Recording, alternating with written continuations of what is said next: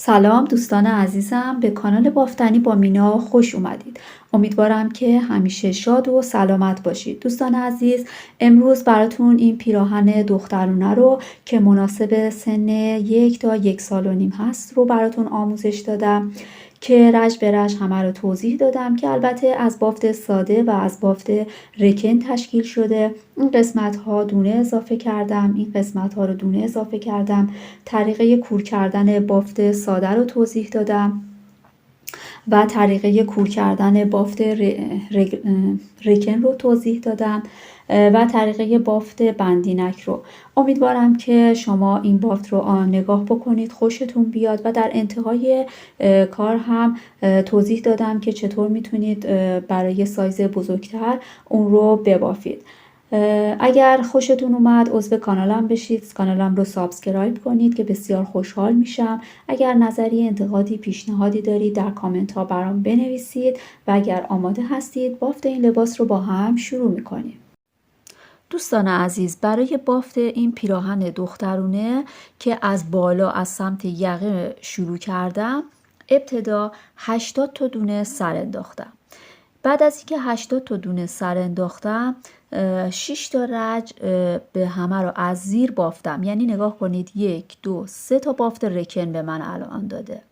ببینید 1 2 3 تا بافت رکن به هم داده و بعد دونه این دونه و این دونه آخر رو خب من نمی بافم. وقتی که از سمت زیر میخوام شروع بکنم این دونه رو می بافم، از سمت پشت نبافتم، هم این دونه آخر رو هم این دونه رو. ببینید به خاطر اینکه میخوام این قسمت یه حاشیه به من بده که شما میتونید 2 تا دونه رو هم انتخاب کنید، ولی همین یه دونه برای این لباس کافی هستش. خب بعدش وقتی که میخوام شروع کنم به باف، این دونه اول بافته میشه. بعد تقسیم بندی داریم. تقسیم بندی ها رو من به این شکل انجام دادم دوستان. برای قسمت جلوی لباس 17 تا دونه در نظر گرفتم. برای خط رگلان که سمت چپ و سمت راستش دونه میخوام اضافه بکنم 1 دونه در نظر گرفتم. برای قسمت آستین 10 تا. دوباره خط رگلان داریم 1 دونه. برای قسمت پشت 22 تا و این سمت هم دقیقاً مثل همین سمت هستش. 1 دونه برای خط رگلانمون، 10 تا برای آستین، دوباره 1 دونه برای خط رگلان و 17 تا برای قسمت جلو. به این شکل من تقسیم بندی هم رو انجام دادم. 17 تا دونه شمردم، 1 دونه از این سنجاقا زدم. بعد این 1 دونه برای خط رگلانم، دوباره 1 دونه دیگه سنجاق زدم. 10 تا دونه گذاشتم برای آستین، 1 دونه از این زدم. بعد دوباره 1 دونه برای خط رگلان، دوباره 1 دونه از این زدم. قسمت پشت 22 تا دونه رو شمردم، 1 دونه از این سنجاقا زدم. 1 دونه دوباره برای خط رگلان، 1 دونه از این زدم. 10 تا دونه برای آستین، 1 دونه برای خط رگلان، دوباره 1 دونه جدا کننده ها رو زدم و 17 تا هم برای قسمت جلو برای این سمت. خب بعد از اینکه این کار رو انجام دادیم دوستان، الان اضافه کردن داریم. سمت چپ و سمت راست این گیره هایی که اینجا زدم باید دونه اضافه بشه. این دونه بودش که از اون سمت من نبافته بودم، الان از این سمت میام از زیر میبافم. بعد 5 تا دونه رو من در نظر گرفتم برای حاشیه لباسم که میخوام جا دکمه بزنم. 1 2 3 4 5. این 5 تا به شکل بافت رکن بافته میشه. خب از اینجا به بعد بافت ساده داریم. این دونه ها رو هم از زیر میبافم. 12 تا دونه هست دیگه، از زیر بافته میشه.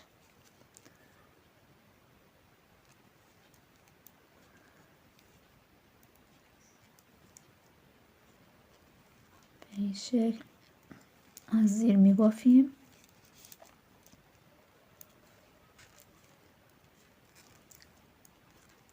خب الان رسیدم به این جدا کننده. ببخشید.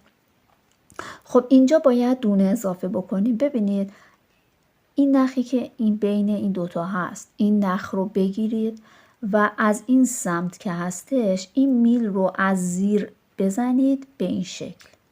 خب و بعد این رو به این صورت ببافید و بعد این سنجاق رو بزنید این سمت.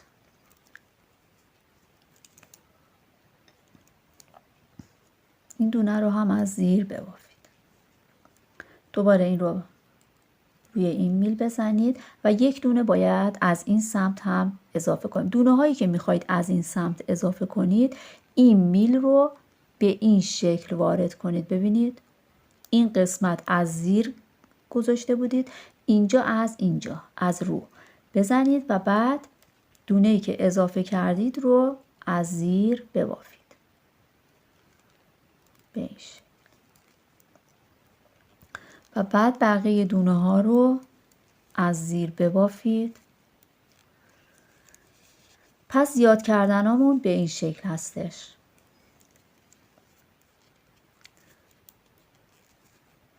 من این رج رو تا انتها براتون میبافم. خب دوباره رسیدیم به این سنجاق ها.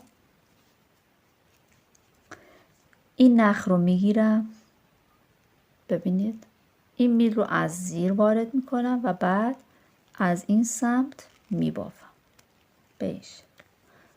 اینا رو میندازم اینجا، این دونه رو از زیر میبافم، دوباره اینو میندازم و یک دونه اینجا باید اضافه کنیم. دونه این سمتی رو میل رو از این قسمت میگیرم و بعد از زیر میبافم. نمیخوام اصلا سوراخ بیفته دوستان. بهش و بعد بقیه دونه ها از زیر بافته میشه.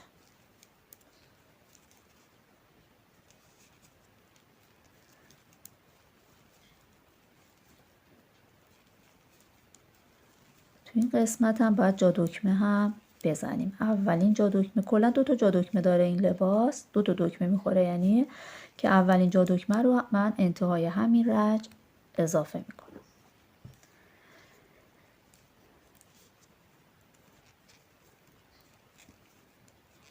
فقط قسمتی که از زیر هستش حواستون باشه باید دونه اضافه بکنیم. یه رج که از رو هست دونه اضافه نمیشه. خب دوباره رسیدم به این قسمت، دوباره دونه اضافه باید کنم به این صورتی که گفتم و بعد این رو به این شکل از زیر میبافم. این رو میندازم این سمت، این دونه رو از زیر میبافم، این رو میندازم به این سمت و یک دونه هم این سمت اضافه میکنم. این نخ رو میگیرم، میل رو از این سمت میگیرم میندازم. بعضی وقتایی کمی بعد اینا رو طوری بازشون کنید تا بتونید ببافید. خب بقیه دونه دوباره از زیر بافته میشه.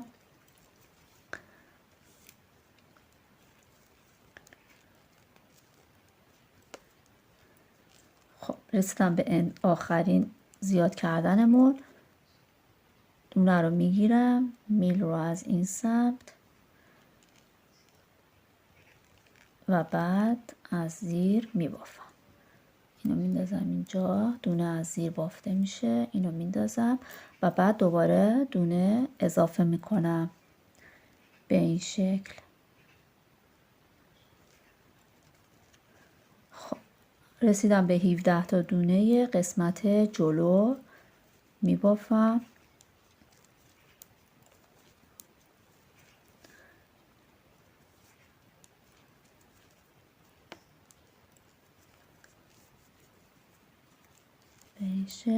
خب توی این قسمت میخوام جا دکمه بزنم. ببینید این 1 2 تا دونه میخوام بمونه، اینجا میخوام جا دکمه بزنم. خب پس این یه دونه رو میبافم، اینجا این دوتا رو با هم یکی میکنم، این دوتا رو با هم یکی میکنم، یه دونه ژوته میزنم و بعد این رو از زیر میبافم.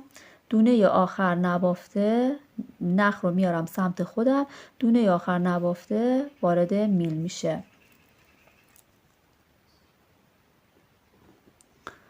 خب رج بعد رجی هستش که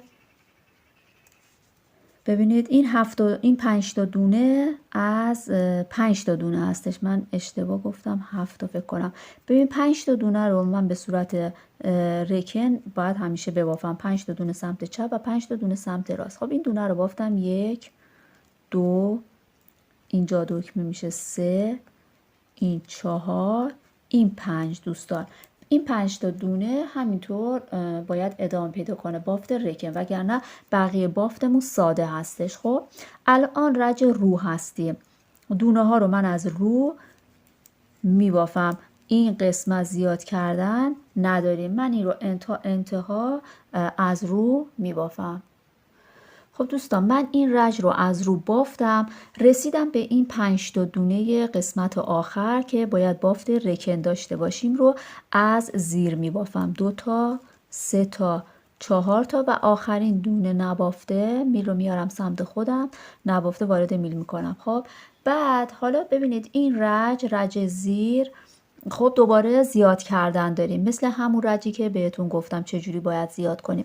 سمت چپ و راست اینا رو باید دونه زیاد بکنید به همون روشی که توضیح دادم. خب بعد دیگه این قسمت ها ساده هستش. این 5 تا دونه این سمت و 5 تا دونه این سمت بافت رکن هستش. شما از قسمتی که جا دکمه زدیم این قسمت، خب وقتی که 5 تا بافت رکن بهتون داد باید دومی جا دکمه رو بزنید. من الان این قسمت رو میبافم، رجهای زیر دونه اضافه میکنم، رجهای رو دونه اضافه نمی کنم، از رو میبافم و بعد 5 تا بافت رکن از این سمت حاشیه میشمارم، بعد دومی جا دکمه رو باز میکنم.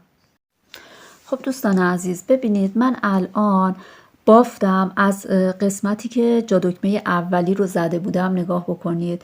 1 2 3 4 5 تا بافت رکن الان بافتم. خب بعد رجای زیر زیاد کردم، این رجم زیاد کردن داشتم انجام دادم و الان اینجا میخوام دومین جا دکمه رو باز بکنم، یعنی دقیقا مثل همون جا دکمه اولی. 2 تا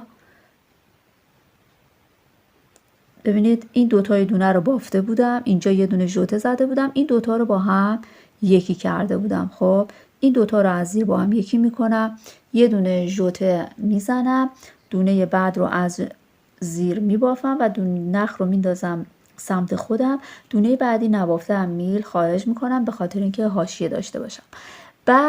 بعد از این نگاه کنید این قسمت جلو تقسیم بندی که کرده بودیم 17 تا دونه بود کلا، درسته؟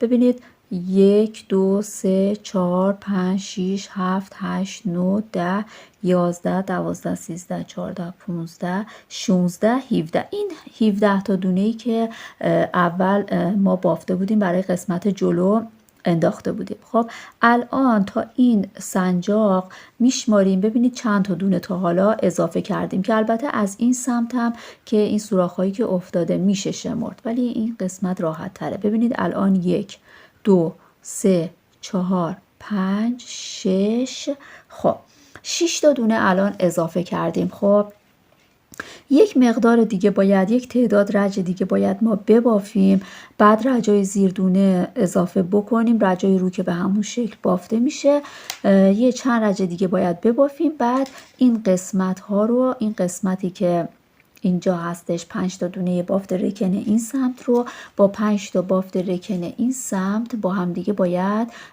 یکی بکنیم به این شکل در بیاد. ببینید خب الان زوده، باید یه مقدار دیگه ببافیم. من میبافم بعد برمیگردم بهتون میگم که چقدر بافتم، چند تا دونه اضافه کردم و بعد با هم دیگه این قسمت رو دونه ها رو روی هم میذاریم و یکی میکنیم. خب دوستان الان ببینید جا دکمه دوم رو من زدم. بعد الان اینجا رو نگاه بکنید، اینا بافت رکن هستش و این سمتش بافت ساده هستش. هر وقت که بافت ساده و بافت رکن کنار هم قرار بگیرن بافت رکن یکم خودش رو جمع میکنه به سمت بالا میره. به خاطر همین باید یه تکنیکی رو پیاده بکنیم این قسمت که مثلا یه رج دو رج اینجا بیشتر باشه و بافتمون هم خراب نشه. به این ترتیب باید اینجا این رو انجام بدیم، هم این سمت هم این سمت.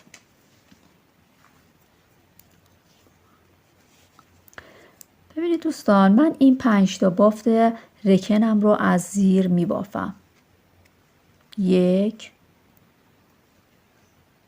2 3 4 5. خب این 5 تا بافت رکن رو که بافتم، ببینید این سمت الان سمت رو هستش. خب نخ رو بیارید سمت رو، این دونه رو از میل خارج بکنید و نخ رو اون سمت قرار بدید و دونه رو دوباره سر جاش بندازید. یعنی فقط الان من اینجا کاری که کردم این هستش که این نخ رو آوردم از این دونه رد کردم گذاشتم اون سمت. خب بعد به این دونه رو اصلا نبافتم، کاری بهش نداشتم.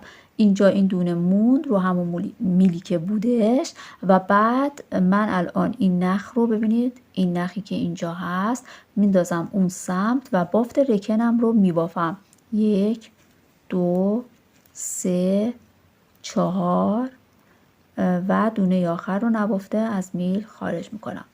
خب بعد این را شروع میکنم دوباره 5 تا دونم رو از زیر میبافم. 1 2 3 4 5. رسیدم به این دونه‌ای که نخ رو رد کرده بودم. نگاه بکنید این قسمت. خب این نخ رو میبینید، این همون نخیه که من رد کرده بودم. خب این نخی که الان بهتون نشون دادم، این رو همینی که الان نشونتون دادم، این رو به این صورت بندازید روی میل و دوتاش رو با هم از رو ببافید. به این شکل باید بندازید. ببینید به این شکل بندازید و دوتاش رو با هم از رو ببافید. خب ببینید وقتی که این کار رو انجام میدید ببخشید، خب وقتی که این کار رو انجام میدید اینجا بافت رکنتون یک دونه بیشتر شده ولی اصلا هم مشخص نیست. ببینید این بافت ساده همینطور ادامه پیدا کرده و اصلا هیچ مشخص نیستش که اینجا رو شما بیشتر از این سمت بافتید و دیگه کار خاصی نباید انجام بدید. رجمون از رو هستش، ادامه میدیم بافتمون رو.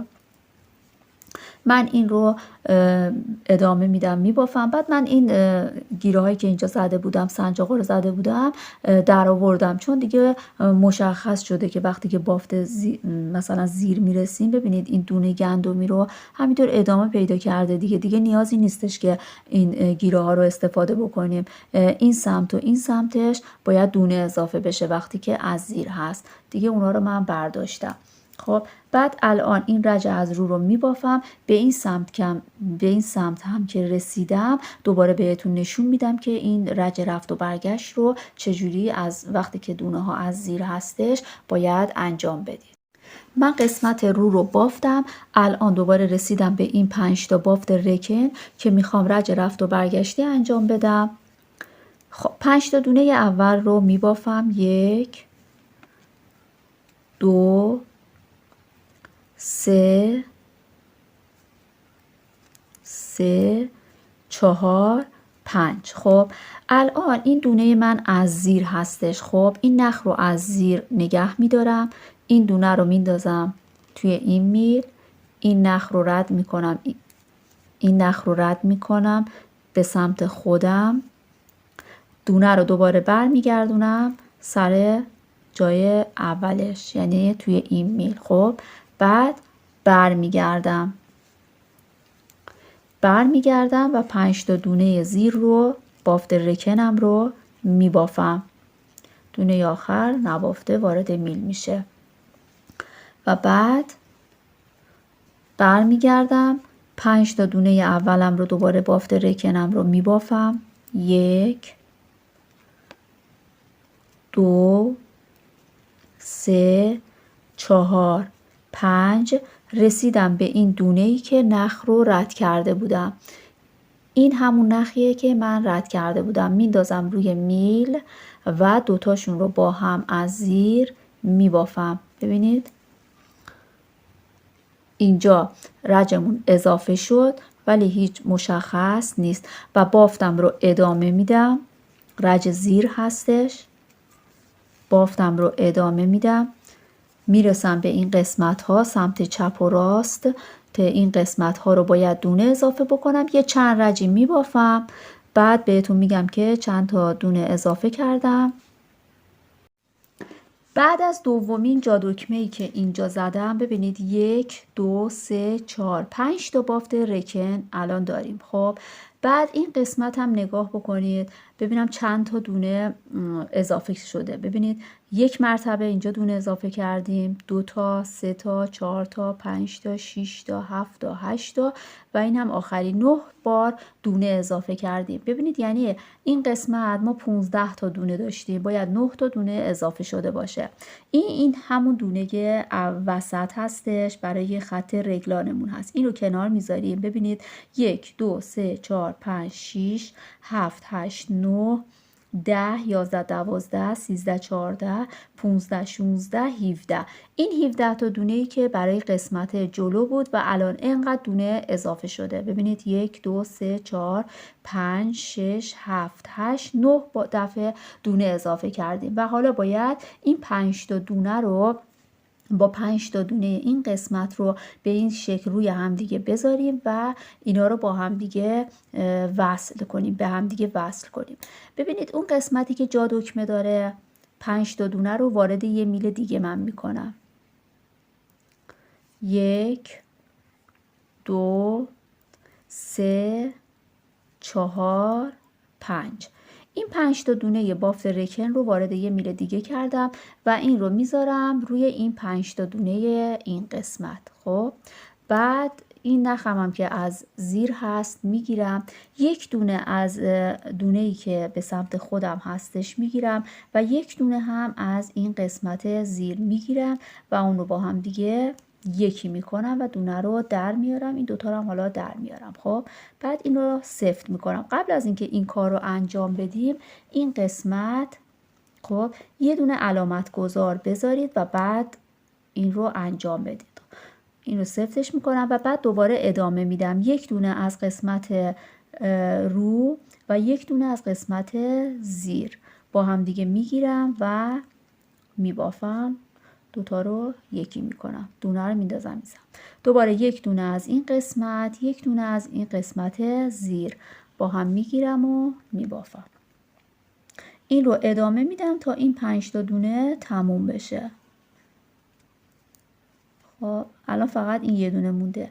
یک دونه از این و یک دونه از این میگیرم، به این شکل در میارم. بعد دوباره اینجا هم یه علامت گذار میذارم. خب الان شروع میکنیم به بافت.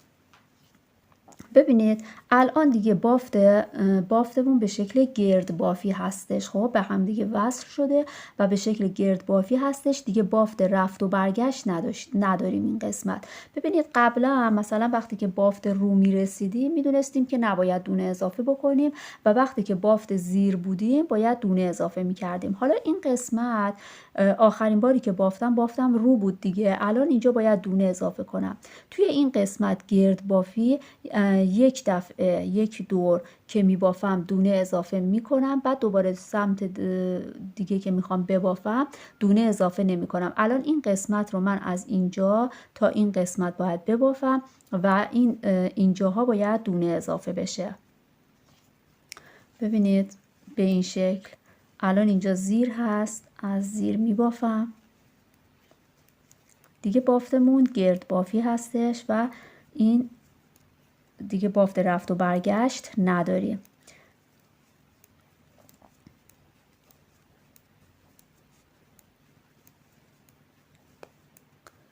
قسمت زیر رو میبافم.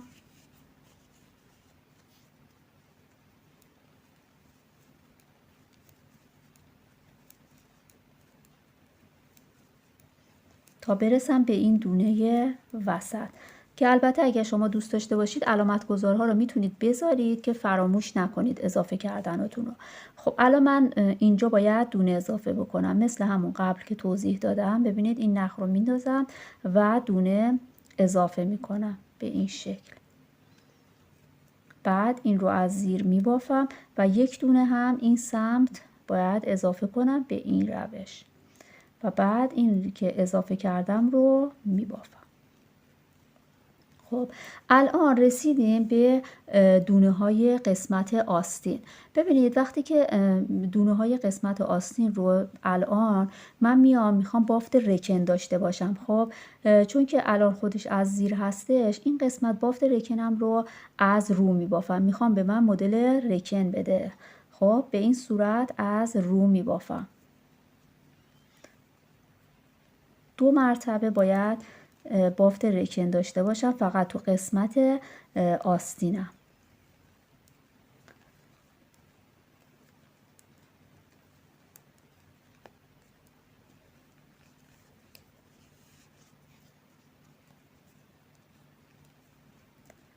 پس اضافه کردن رو انجام میدیم. بافت رکن رو میبافم فقط برای آستین.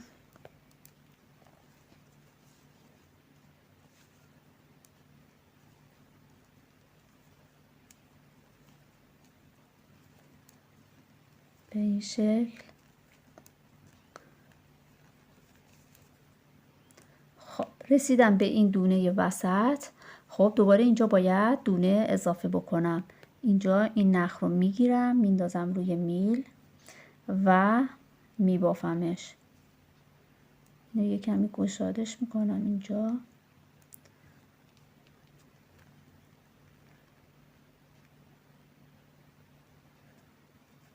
میبافم، اینم از زیر میبافم. بعد دوباره اینجا دونه اضافه میکنم. این قسمت رو میبافم. دوباره میرسم به آستینم. دوباره این سمت دونه اضافه میکنم. دوباره این سمت این دونه وسط دونه اضافه میکنم. این قسمت رو دقیقا مثل این سمت از رو میبافم. دوباره دونه اضافه میشه سمت چپ و راست و قسمت جلو رو هم میبافم و بعد برمیگردم. خب دوستان الان رسیدیم به این قسمتی که به هم دیگه وصل کرده بودیم. خب این قسمتی که به هم وصل کردیم دیگه باید به شکل بافت ساده بافته بشه، یعنی از زیر میبافیم این رو به این شکل.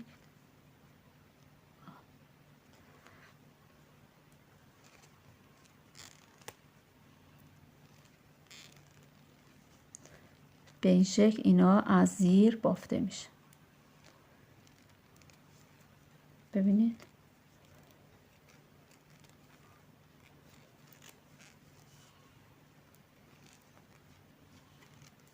حواستون باشه اینجاها نمیخواد دونه اضافه بکنید. اینا رو فقط من گذاشتم که ابتدای رجمون مشخص بشه و برای قسمت جلو هستش.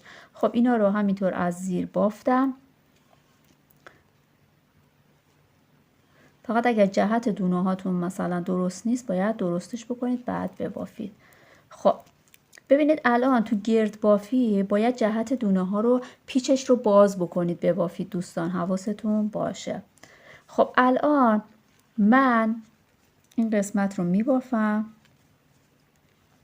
دیگه توی این قسمت ببینید توی این قسمت دیگه ما زیاد کردن اینجا نداریم، چون که اون قسمت ما زیاد کرده بودیم دونه رو. الان این سمت دیگه زیاد نمی کنیم، همینطور می بافیم.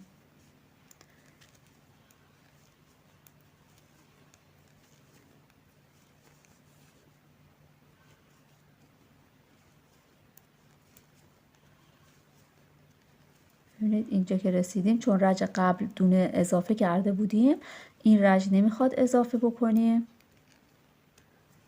به همین شکل می بافیم تا برسیم به ابتدای رج. خب الان دوباره رسیدیم به ابتدای رج. ببین ابتدای رج ما اینجا هستش. خب الان دوباره ساده بافی داریم و توی این قسمت باید دونه اضافه کنیم. اون سمت ما دونه اضافه نکرده بودیم ولی این قسمت باید دونه اضافه بشه.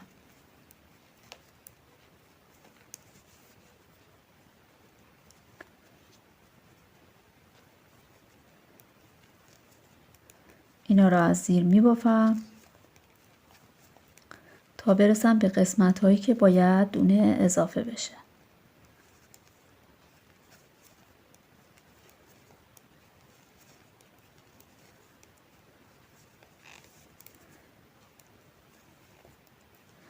خب الان رسیدم به این دونه وسط. خب الان باید دونه اضافه بکنم، مثل همون قسمت هایی که دونه اضافه کرده بودیم اضافه میشه دقیقاً.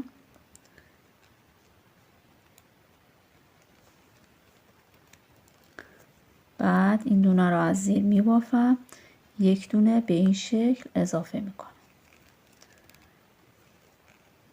خب بعد دوباره رسیدم به قسمتی که برای آستین هستش. قرار شد که ما دو بافت رکن داشته باشیم، یک دونش رو بافتیم، الان این سمت رو هم بافت رکن داریم میبافیم. یک دونه اضافه کردم و بعد اینا رو رکن میبافم، یعنی الان این قسمت از رو میبافم.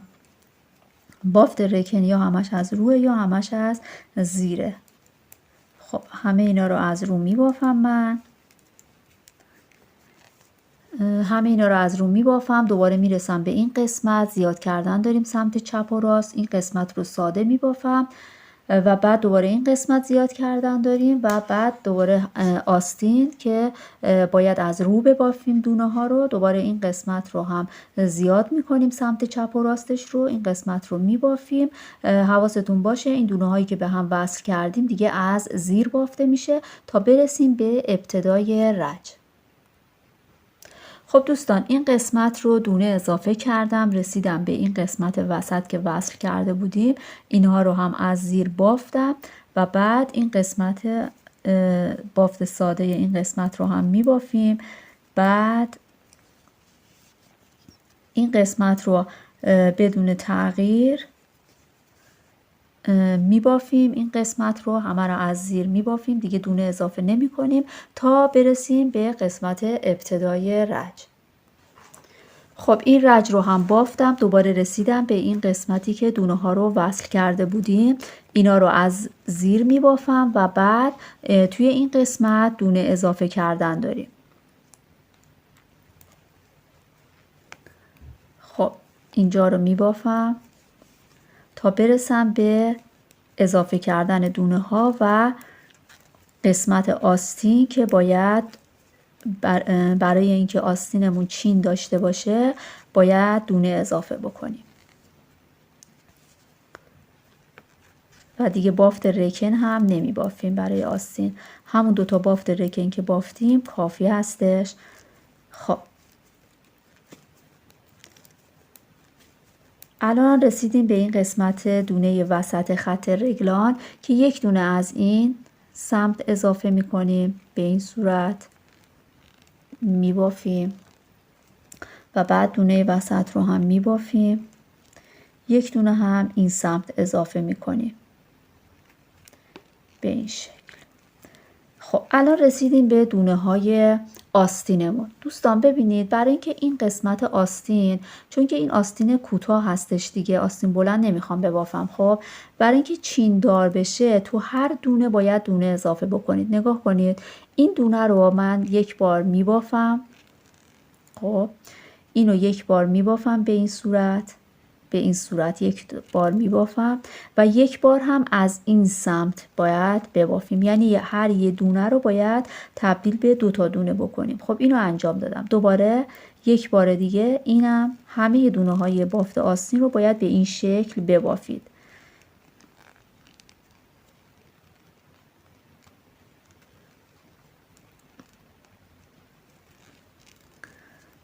ببینید از هر یه دونه دو تا دونه در میارم.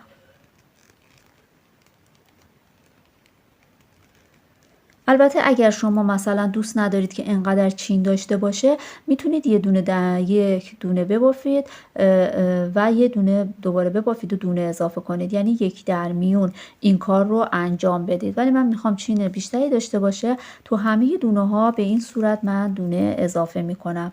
یک بار این رو به این شکل میبافم و یک بارم از این قسمت دونه رو در میارم. ببینید یک بار به این شکل میبافم و یک بار هم از این سمت.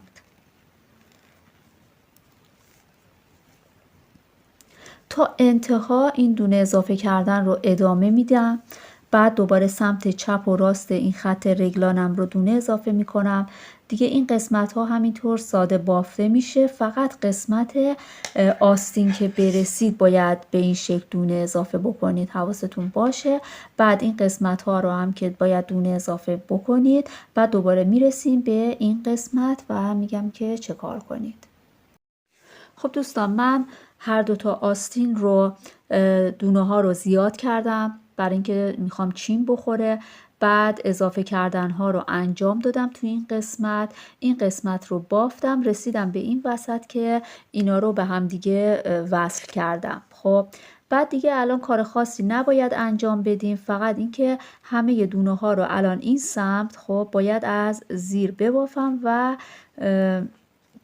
دیگه اضافه کردن این قسمت نداره و برای آستین هم کار خاصی نباید انجام بدیم. همینطور هم این دونه ها رو من دونه هایی که روی میل هستش رو به این صورت می بافم. این رج اضافه کردن نداریم. رج بعد دوباره دونه ها رو از زیر می بافم. اضافه کردن داریم تو قسمتی که خط رگلانمون هست. سمت چپ و راست اضافه کردن ها رو انجام میدیم. بعد این کار رو تکرار می کنیم تا اضافه کردنمون برسه به 20 دفعه. که اگر شما بخواید برای مثلا کودکی که بزرگتر هستش ببافید، برای مثلا 1.5 سال تا 2 سال ببافید، میتونید تا 22 دفعه هم زیاد کردناتون رو انجام بدید. ولی من میخوام برای مثلا 1 ساله ببافم، تا 1 سال تا 1.5 سال ببافم، همون 20 تا اضافه کردنم رو انجام میدم و دیگه کار خاصی نمیخواد انجام بدیم. و بعد باید قسمت آستین رو این قسمت و این قسمت رو جدا بکنیم و دونه هاش رو کور بکنیم. من الان این قسمت ها رو میبافم تا اینکه برسم به 20 دفعه اضافه کردم و بعد بهتون میگم که باید چه کار کنیم. خب دوستان، من الان 20 دفعه زیاد کردم که شما اگر بخواید برای مثلا سایز کوچکتر ببافید، خب میتونید 18 بار اضافه بکنید. اگر بخواید یکم بزرگتر از این بشه، میتونید تا 22 بار هم با همین سایزی که برای یقه هستش دونه اضافه بکنید. الان من مثلا برای بچه 1 سال تا 1.5 سال میخوام از این قسمت خط رگلانم رو سمت چپ و راستش رو 20 دفعه دونه اضافه کردم. بعد از این که دونه اضافه کردم، آخرین باری که دونه اضافه کردم، 1 رج دیگه بافتم بدون اینکه هیچ کاری انجام بدم، فقط همه دونه ها رو از زیر بافتم و الان رسیدم به ابتدای رجم. ابتدای رج من اینجا بودش. خب بعد الان میخوام توی این قسمت دیگه قسمت آستین رو کور بکنم. بعد چون بافت ما ساده هستش، باید یه تکنیکی رو پیاده بکنیم که آستینمون وقتی که کور میکنیم جمع وای نسته. خب به خاطر همین الان من این روش کور کردن رو بهتون میگم. این قسمت هایی که از زیر هست رو میبافم تا برسم به قسمت آستین.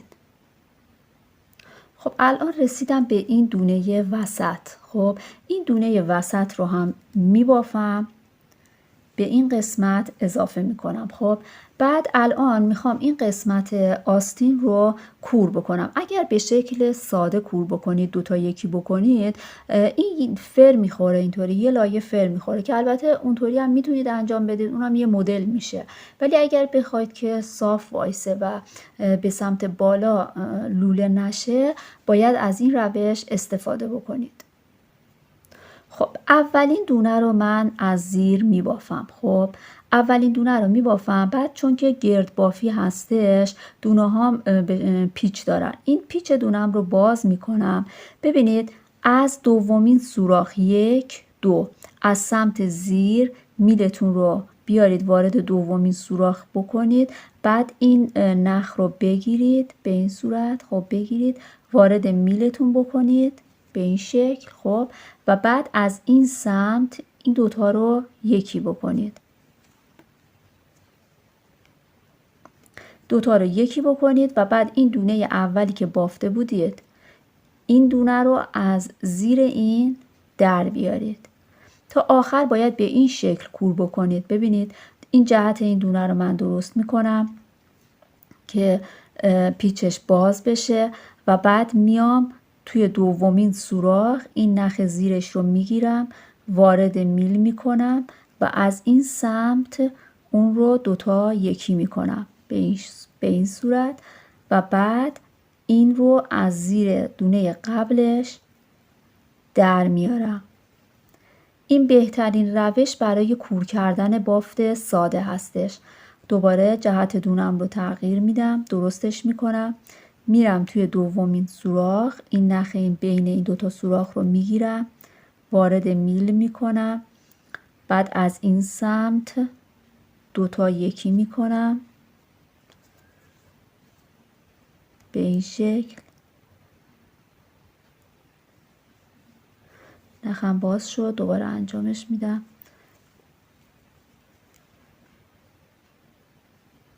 دوتا یکی میکنم و بعد این دونه رو از زیر دونه قبلش در میارم. یه چند تا من انجام میدم.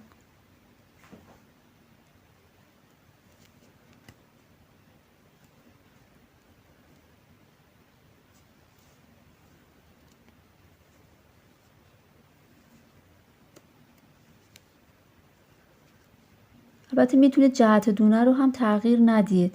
ببینید همینجا تغییر ندید بهتره. میای توی دومین سوراخ این نخ رو میگیرید. خب اینجا برای کور کردن اینطوری راحت تر هستش. خب بعد این رو میگیرید از این قسمت در میارید.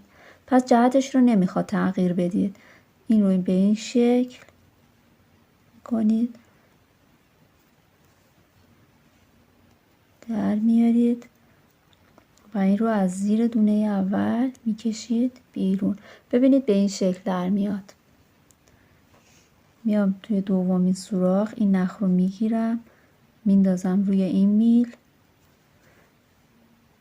درش میارم و از زیر این میکشم بیرون. من چند دفعه انجام میدم دیگه، توضیح نمیدم، فقط نگاه کنید.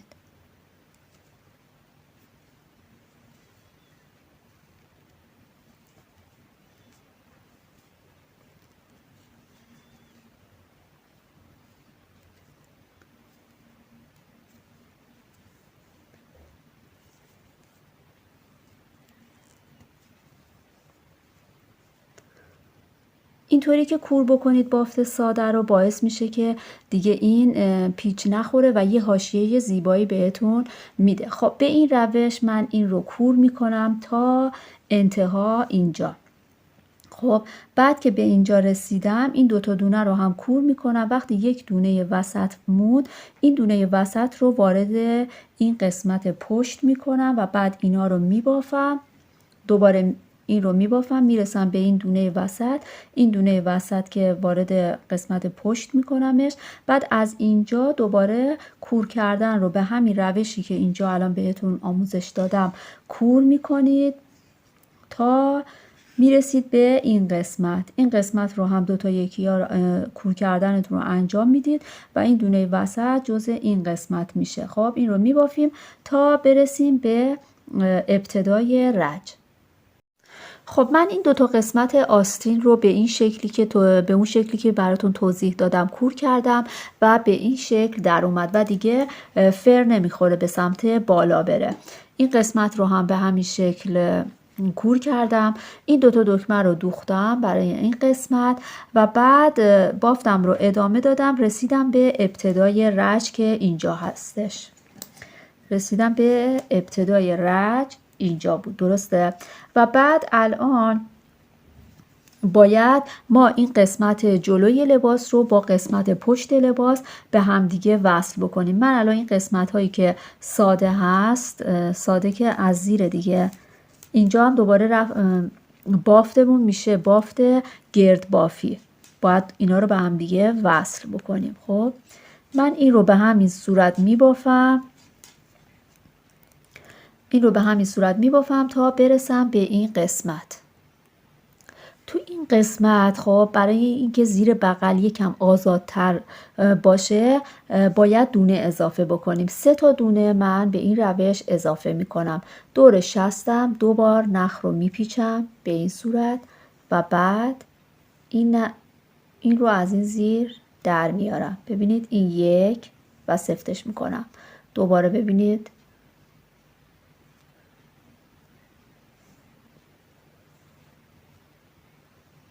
2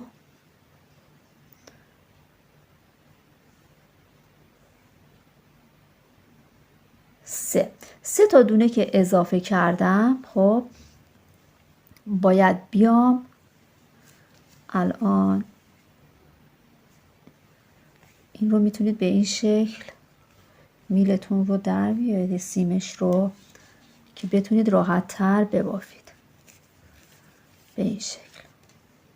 خب الان این 3 تایی رو که اضافه کردم، خب باید این قسمت رو هم میام میبافم و به این ترتیب اینا به هم دیگه وصل میشن. اینجا رو یه کمی سفت بکشید. خب بعد ادامه میدم این بافتم رو، از زیر میبافم.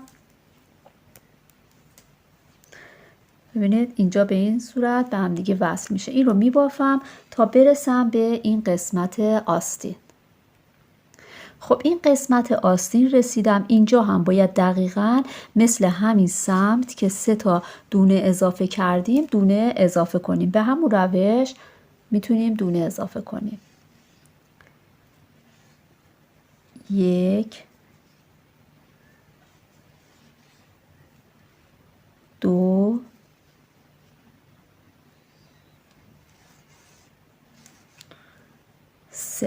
3 تا دونه اضافه کردم و بعد میام این قسمت رو میبافم. این یه دونه رو یکم سفت میکشم. خب دیگه اینجا کار خاصی نباید انجام بدیم جز اینکه 6 تا رج به همین شکل همه دونه ها رو از زیر میبافیم تا دوباره برسیم به ابتدای رج. پس 6 رج میبافم، برمیگردم. خب الان این قسمت رو من 6 رج بافتم که سانت میزنم بهتون میگم چقدره. ببینید تقریبا 2 سانتی متره. 2 سانتی متر که بافتیم الان اینجا ابتدای رجمون هست. درسته؟ اینجا ابتدای رجمون هست. الان باید دونه اضافه بکنیم. مثلا من 4 تا دونه میبافم. ببینید دوستان 1 2 3 4 تا که دونه که بافتم توی 5مین دونه اضافه میکنم به همون روشی که برای آستین دونه اضافه کردم. 1 دونه اینطوری میبافم و 1 دونه هم از این سمت میبافم به این شکل. حالا اگر شما بخواید چین بیشتری داشته باشید میتونید مثلا 3 تا ببافید تو دونه 4م بزنید، ولی خب من میخوام همین مقدار چین داشته باشه. 1 2 3 4 تا دونه میبافم و تو 5مین دونه به این شکل دونه اضافه میکنم. 1 2 3 4 توی 5مین دونه اضافه میکنم. به همین روش دونه اضافه میکنم و یه تعداد رج میبافم برای دامن این که مثلا میخواد چین بخوره و اینا. بعد میام بهتون میگم که چند رج بافتم و چند سانتی متر بافتم به این صورت. خب دوستان الان من اینقدر ساده بافی کردم که الان سانت میزنم از این قسمت زیر بغل تا اینجایی که بافتم. ببینید تا اینجا که بافتم تقریبا 23 سانتی متره. خب وقتی که 23 سانتی متر بافتید، خب بعد انتهای کار رو، انتهای دامن رو من میخوام که بافتم مثلا رکن ببافم. خب برای بافت رکن توی گرد بافی به این شکل هستش که یا یه رج از زیر یه رج از رو هستش. چون که من بافت ساده داشتم و همه رو توی گرد بافی از زیر بافتم، الان که میخوام بافت رکن انجام بدم ببینید اولین رج رو باید از رو ببافید. الان من ابتدای رج هستم، میام همه دونه ها رو از رو میبافم به این شکل توی گرد بافی بافت رکن به این صورت بافته میشه. خب همه این دونه ها از رو بافته میشه تا برسم به ابتدای رج. وقتی که رسیدم به ابتدای رج، اون رج رو باید از زیر ببافم، یعنی یک رج از رو، یک رج از زیر و یه چند تا رج میبافم و بعد باید اون رو کور بکنیم. خب دوستان، من بافت رکنم رو 2 سانتی متر بافتم. اگه شما بخواید میتونید بیشتر هم ببافید. 2 سانتی متر بافتم و اون رو کور کردم. خب بعد الان انقدر کور کردم به این شکل هستش که برای بافت رکن نباید به شکل ساده کور بکنید. خب همونطوری که مثلا نگاه کنید برای بافت ساده به این شکل توضیح دادم کور کردنش رو، برای بافت رکن هم کور کردنش متفاوت هستش. ببینید این اولین دونه ما، فرض کنید این اولین دونه هستش که تو این قسمت هست. خب بعد این نخ رو باید همیشه زیر نگه دارید. این نخ باید زیر باشه. بعد این دونه اول رو یک کمی گشادش بکنید به این صورت. خب بعد داخل میل بعدی بکنید. بعد دونه دوم رو از زیر اون در بیارید. خب ولی از میل خارج نکنید. خب بعد این رو یه دور به این صورت ببافید. ببینید این رو ببافید و بعد این دوتا رو خارج کنید و بعد حالا یکم این رو سفت بکنید به این شکل. دوباره نگاه کنید این رو یکمی شلش بکنید، گشادش بکنید، بعد بندازید روی این میل، این دونه رو از زیر این دونه در بیارید و این رو به این شکل ببافید و بعد دوتا رو در بیارید و اینو یکم سفتش بکنید. بعد دوباره به همین شکل تا انتها باید کور بکنید. این رو ببافید، در بیارید، سفتش بکنید. من این رو به خاطر این گشاد میکنم که بهتر بتونید این دونه رو از زیرش در بیارید.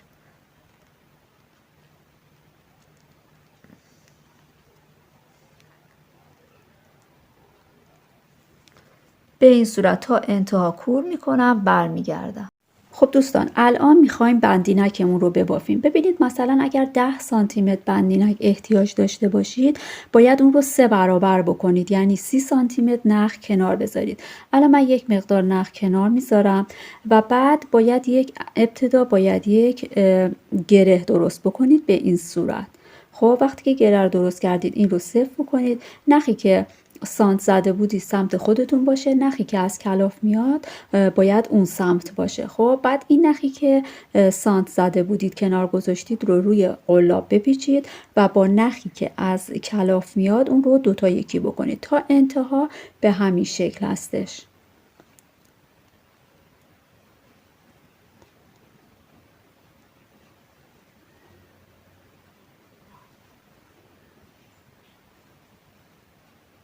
ببینید این رو ما میبافیم تا این نخی که سانت زده بودیم به پایان برسه. بعد بندینکمون دیگه آماده میشه و باید وصل بکنیم برای دور کمر لباس. دوستان عزیز، لباس ما به پایان رسید. امیدوارم که شما هم ببافید و خوشتون بیاد. من بندینک رو وصل کردم، دکمه ها رو هم که دوخته بودم. بعد اندازه این قسمت یعنی بلندی پیراهنمون از قسمت سرشونه تا انتهای کار 36 سانتی متر هستش و اگر شما بخواید برای بچه‌ای که 2 سالش هست، 2 سال 2 سال و نیمش هست، شما باید این خط رگلانتون رو که من اینجا 20 دفعه دونه اضافه کردم، شما باید 22 دفعه دونه اضافه کنید. برای بچه 3 ساله 23 دفعه دونه اضافه کنید و قد دامنش رو هم یه چند سانتی بیشتر ببافید. اگر که خوشتون اومد عضو کانالم بشید. من هر هفته یک بافت کودک رو یک لباس کودک رو آموزش میدم بهتون و اگر نظری دارید، انتقادی، پیشنهادی دارید در کامنت ها برام بنویسید که بسیار خوشحال میشم و امیدوارم که هر جای دنیا که هستید در کنار خانواده محترمتون شاد و سلامت باشید. خدا نگهدار.